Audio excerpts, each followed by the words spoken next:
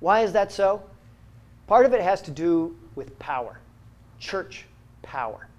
Now, make no mistake, churches were very powerful in the mid-20th century America, no doubt about it.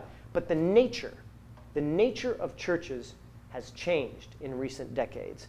It's not the church with the soup kitchen anymore.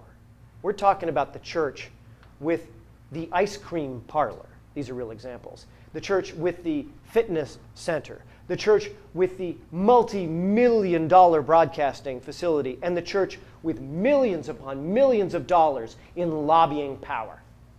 That is a different kind. That is a different nature of what churches are about. And they have been successful in changing the face of America and of American law. You know, if you listen to Rush Limbaugh, he'll tell you, got to watch out for that affirmative action, because affirmative action is really special rights, and we're against special rights. But you got to admit, Secular Coalition for America, we don't lobby one way or the other on the issue of affirmative action, but you got to admit that at least for the African Americans, with the centuries of slavery and the decade upon decade of violation of civil rights, that there's at least a reasonable argument for affirmative action. But special rights for religion, because I'll tell you, when you want to talk about special rights, I'll tell you what it is. Elevating one class of people over another class of people on the basis of religion. That is special rights, and that is what we face in the United States of America, and we have to question it. We have to question how someone like Billy Graham and his organization can have special rights in American society. This is the Billy Graham, by the way, the one who said during the height of the Vietnam War, his view on Vietnam policy was that Jesus was to bring fire upon the earth. That was his idea of a biblical Vietnam policy. It was Billy Graham who said to his very, very close friend, Richard Nixon, we have to watch out for what the Jews will do to this country. That Billy Graham and his multi-million-dollar organization, they get special rights in the United States of America today? Yes, they do. Rick Warren, right in the neighborhood here. Rick Warren of inaugural fame. Rick Warren, who after all the tithing that he gets a lot of publicity for, after that is worth something approaching $11 million as a preacher. That Rick Warren. His organization, his views, they get special rights in America today? Yes. Yes, they do. And of course, Ted Haggard. Ted Haggard out in Colorado Springs. Ted Haggard's the one who will lecture you about your sex life and against gay sex while having gay sex on meth. That Ted Haggard. But sometimes the sex overshadows the real issue, is the huge multi-million-dollar organization. He may be shamed, but that multi-million-dollar organization is just as powerful and as strong as it ever was. And do they have special rights in American society? Yes, they do. And they have such power. They have such power that I think even secular Americans sometimes don't even notice the level of power that exists. One power that exists in almost every single state of the union is this power. Think of this if you're an employer.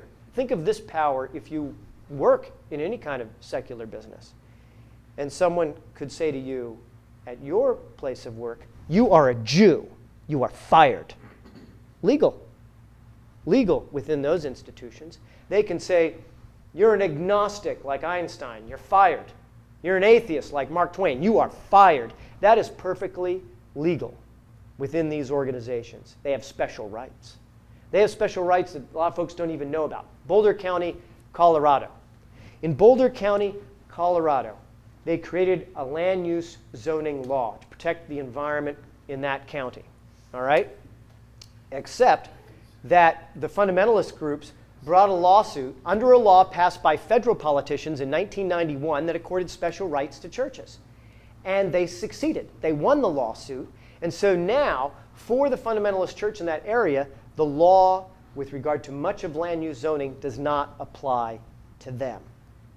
That's the kind of America we face today. And that's what Secular Coalition for America is about, and our 10-member organizations are about, is to serve you in this kind of America. But we need to do more, because good people, good-hearted religious people, good-hearted non-religious people are not speaking out enough. And also politicians. Even politicians of good intent are afraid to speak out. And you have to say, in some ways you can understand why politicians would be afraid to speak out, even if they want to speak out on principle. What we ought to do to illustrate this point is we're going to do a little mind experiment here in this room. And we're going to act as if we all are political consultants, and we are going to help our candidate for Congress. And we'll pick the woman in purple back there. She's our candidate. Let's give her a round of applause. She's going to run. We're going to do her a favor because we're all political consultants. And what's the first thing we're going to do to help our candidate? The first thing we're going to do is ask her for a $10,000 check. Thank you.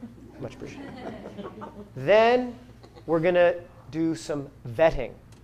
Opposition research on herself. We want to find out if you got any little Edwards stuff going on in your background. Just curious, just want to know, just, because we want it to come out before it gets, in the National Enquirer.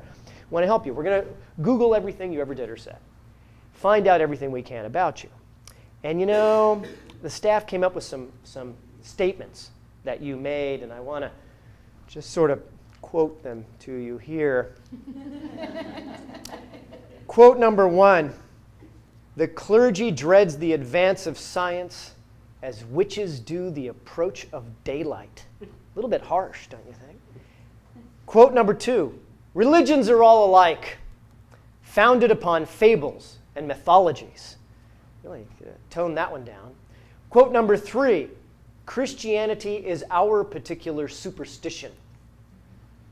Well, what would we political consultants say to our candidate for Congress in the real world of 2010 when you're running for office? Sorry, thumbs down, I think. Unfortunate for you. Maybe you could go into accounting, Thomas Jefferson, because Thomas Jefferson was the author of all of those quotes. Thomas Jefferson, probably the smartest president ever. Thomas Jefferson, one of our greatest presidents ever. But I think we'd lose him. I think we'd lose him in 2010. We would lose the author of the Declaration of Independence because he dared to think independently. Some guy in a powdered wig who's been dead for a couple hundred years is more modern in his thinking than we are. That's where we are in America today, and it's a tragic situation for all of us. And we have to ask, how did we get here? Well, here's one clue. The 1984 Republican Convention opened with a prayer, of course. Thousands in the hall at the convention in 1984. Millions watching on TV. And here's what the minister said, quote, "There is no such thing as the separation of church and state. It is merely a figment of the imagination of infidels." Infidels, I guess, meaning Thomas Jefferson, who was the person who originated the phrase separation of church and state. Now consider this quote. "In no instance have the churches been the guardians of the liberties of the people." James Madison, father of the Constitution. James Madison, Jefferson, everybody talks about Jefferson, right? I mean, he was the guy who said separation of church and state. James Madison said total separation of church and state. That's what James Madison said. Thomas Jefferson could, play the violin. He was tall. He was handsome. The chicks really dug him, right? That was Thomas Jefferson. James Madison was short, kind of fat, not as much of a rock star. But James Madison rocked when it came to understanding what our Constitution was about. Recently, we, at the Secular Coalition for America, we were kind of pleased because President Obama makes less of a big deal of the National Day of Prayer than did his predecessor. James Madison opposed the existence of national days of prayer. The Secular Coalition for America today, in the 21st century, is lobbying right now to try to stop proselytizing by military chaplains to our men and women in uniform. James Madison said he opposed the existence of chaplains even to open the Congress. Because why? He said that automatically leads to majority tyranny. And